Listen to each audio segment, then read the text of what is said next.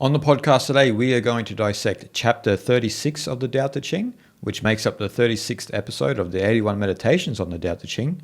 And as usual, Guyang will read Jia Fu Feng and Jane English's translation, and I will read Derek Lin's translation. That which shrinks must first expand. That which fails must first be strong. That which is cast down must first be raised. Before receiving, there must be giving. This is called perception of the nature of things. Soft and weak overcome hard and strong. Fish cannot leave deep water, and a country's weapons should not be displayed. If one wishes to shrink it, one must first expand it. If one wishes to weaken it, one must first strengthen it. If one wishes to discard it, one must first promote it. If one wishes to seize it, one must first give it. This is called subtle clarity. The soft and weak overcomes the tough and strong. Fish cannot leave the depths. The sharp instruments of the state cannot be shown to the people. So this chapter is essentially about the law of polarity.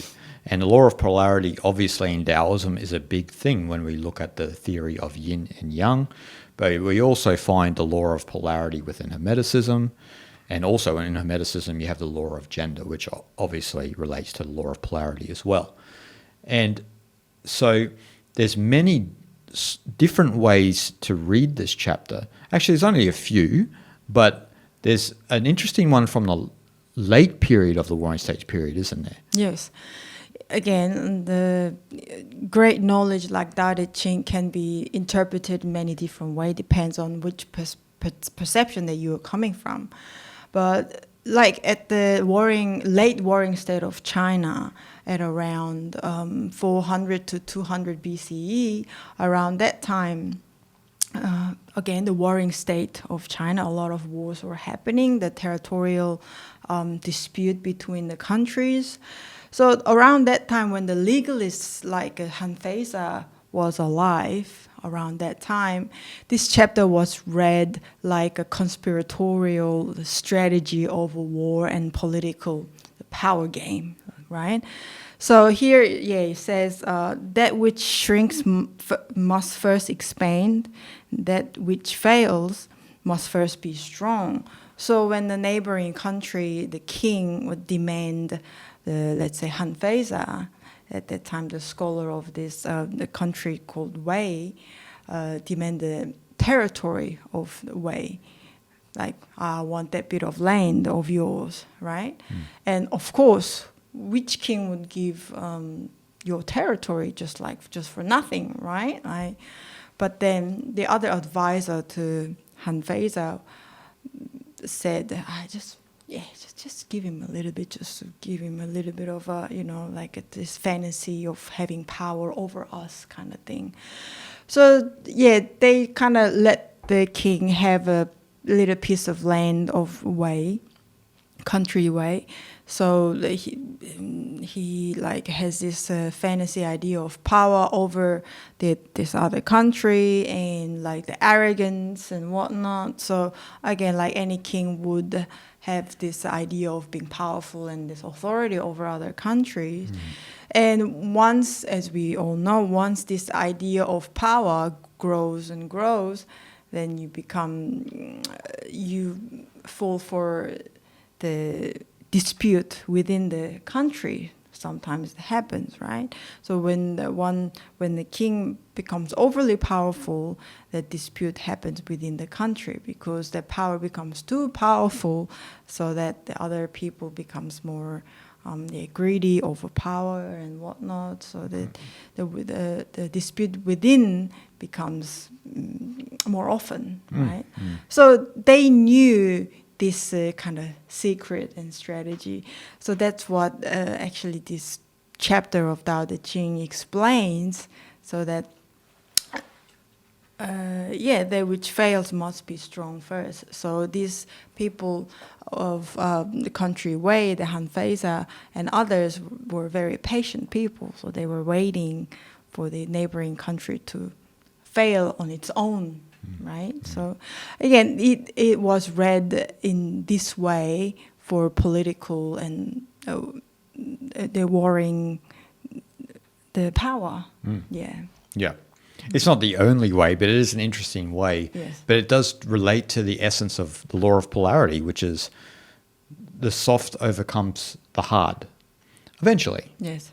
So they use a rock analogy in Taoism, right? Where, you know, between water and a rock, who wins? And most people will say, well, rock wins every day of the week. We can throw a rock into the water and whatnot, and rock just sits there. And you say, but over time, what happens in a river when water constantly runs over the rock? It wears away the rock. It constantly wears away the hard, ever so slowly. Yes. Like you mentioned with that political analogy,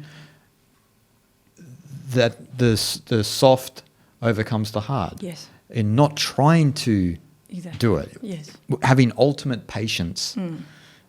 This chapter is like the art of patience, right? It's like having that ultimate patience where you're not anxious to finish a project or to force your opinion, because you know in the end of the day, all things will work out. Yes. And even in the toughest times, right, there's always that old adage of this too shall pass, which is a core part of Taoism as well. Yes. But this law of polarity, as was practiced in the Warring States period, and Lao Tzu's ultimate meaning is that if we look at the theories of Yin and Yang, there's a part of the Tao Te Ching where it says, know the Yang, but stick to the Yin. So the naturalness of life is to always be in Yin, being the art of effortlessness, of non-doing, in humility, passivity in some sense. But you need to be active sometimes in life, have the Yang and this and that. So, and that's the core part of this chapter, is that, you know, you abide in the Yin to apply the Yang when it is necessary. And so this law of polarity is not equal in distribution, but the power of both is the same if utilized correctly. Yes. And so that was part of that core strategy as well, is about if we just abide our time, you know, power corrupts absolutely for some people. Yes, yes. For most people, actually. Yes, yes. Yes, I think in Chinese martial arts actually expresses this wisdom the best, I think, in a sense, because most of the movement is very fluid, very effortless, and even somewhat like kind of really effortless dance, somewhat, right? But when once that but the strength has been harnessed, and when the action needs to take place, then that action often causes a lot of damage, because that all harnessed energies gets out in all like a split moment, right? So that's when the Yin is harnessed, and when expresses as Yang, then it produces great power, right? Yeah. So in martial arts, it expresses this law of polarity perfectly. Yeah. Well, Korean Hapkido or Japanese Aikido represent this chapter as well, because if you're learning to move with the blow, right? So the soft overcomes the hard, right? So the blow comes and you move with it, and the person falls over. I mean, it's an aspect of all martial arts, actually, of how to move with the force of someone else. Pushing hands practice, right, in martial arts is about how to feel the other's energy and to move, you know, with it instead of opposing it, you know. And so then you develop a skill in how to be soft. And the Tao Te Ching is not really essentially a text for martial arts, because it can be, but first and foremost, you need to be soft within your mind and know how to move with life. And of course, martial arts can train you to become soft in your mind, but you don't need martial arts for that to happen. Maybe meditation is the best remedy for that. But about how to move efficaciously with life without meeting it with force, right? So the original political analogy you mentioned, in the modern day, and 99% of the time throughout time, things of that nature are met with force, Yes. right? So we end up in conflict, we end up with war, because both don't understand the law of polarity. They don't understand how to be soft and to move with life, and then to allow life to run its course, and then it may not eventually become what you envisioned, but it became what it was naturally supposed to be, right? So if we can get out of our mind about how things are supposed to be in life, then we can allow things to run their course. The problem is we often have a lot of images in our mind and projections of how we think the world should be and how our personal life should be.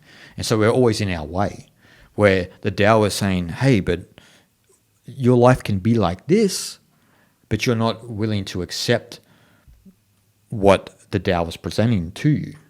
And so then we come across obstacles and conflict, and then we suffer our experience then. Yes.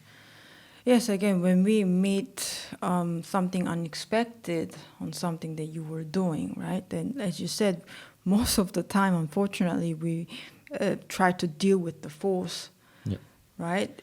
Maybe because it's unexpected, so that you're not prepared, but you want it to still go in what you planned, right? But doing so, well, we all have this experience. We spend a lot of energy and we get so exhausted. Why? Because we do meet with the force, literally, right? So we get really stressed out. We are totally done a lot of the times.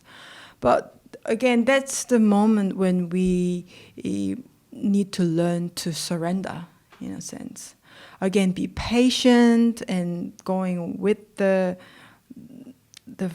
law of nature is to be able to surrender. And again, whether we can surrender or not is upon us. It's for us to choose, for us to decide. If we were to, swallow the bitter pill, and if we can really surrender to the course of nature, the course of life, then, like you said, it may not look like what you expected, but it takes its own shape. And as it is, it's actually beautiful. But if you do meet with the force, like fist to fist, then, it can get ugly. Yeah. As we've mentioned on the podcast before, if you want to learn about surrender, travel India. And you will learn how to surrender very quickly, because no matter how much force you apply, it ain't going to happen. You can only expect things not to go your way. But it's a beautiful thing, because India, for example, really does teach you how to surrender purely and honestly, not just a cop-out, but really, because you have to surrender to the experience, because things don't work sometimes and just will not work. And so you have to surrender. But you shouldn't have to go to India to learn that. You need to learn that exactly from where you are now. And this chapter is a big part of the art of surrender, right? It's a big part of understanding the law of polarity and understanding that sometimes things are like this and sometimes they're like that. And you need to learn how to move with that. And so those who understand this law of polarity are at a distinct advantage over others in the path of life. When you understand this, not just as a strategy, but as the way life naturally is, then you are at a distinct advantage, because spiritually you'll be enriched within your life. You'll understand that path of surrender. You will understand how to know when to stop. And so you won't then suffer in life, rather than most of the world that are trying to make things happen but are butting heads with other people, because other people have other things that they want to do as well that conflict with your way of doing things. And so the Taoist cultivator understands when to stop or when to apply pressure sometimes. It's not a either or situation, but most of the time we don't need to apply that pressure, so we can remain in yin and conservatively apply the Yang. Yes. So actually, when we surrender, when we take the lower position, you actually gain power. Again, it's big thing with the following the Tao. You follow the current of river, the river's power becomes your power. It's the same thing. So when you can finally surrender, you no longer need to waste your energy anymore just meeting with force against how it is, how things pan out. You're just going to keep fighting and fighting. You will just get exhausted. You will just completely waste your energy. Instead, if you were to really surrender to its own course, then that course of life becomes yours. And once you surrender, that power of the Tao becomes your power. When you don't even think about it, you actually harness that power, harness that the strength of the Tao. So that, as you mentioned, once your action needs to apply, you will act correct way, in correct manner, so that whatever you do will only help to, trying to do whatever you want to do. Yeah, your life becomes a representation of the balance of Tao, Yes. doesn't it? It becomes the representation of the balance of Yin and Yang, because the Tao only seeks balance in life, and we as individuals should seek balance in our own lives. And often when we are trying to apply too much pressure, we are out of balance, and then we wonder why we suffer, we wonder why we come in conflict, because we're not living a balanced life. Once you're in balance, you have a state of consciousness which feels elevated than an ordinary state of consciousness. It's a higher state of consciousness, actually, when you come into harmony with that balance. And then the Tao can use you then, as opposed to you fighting life, where the Tao moves to that which is empty. It can't move to something that is full. Yes. And so someone who has a lot of agendas and opinions and are trying to force their perspective on life, the Tao just doesn't travel towards that. It just cannot. There's no room to go. There's no room to go. Yes. And the Tao moves to that which is empty. And for humans, that means it moves to that mind which doesn't have a lot of baggage, doesn't have a lot of subconscious content, doesn't have a lot of habits and opinions and agendas. And so then it can move to that and use you as it sees fit. Yes.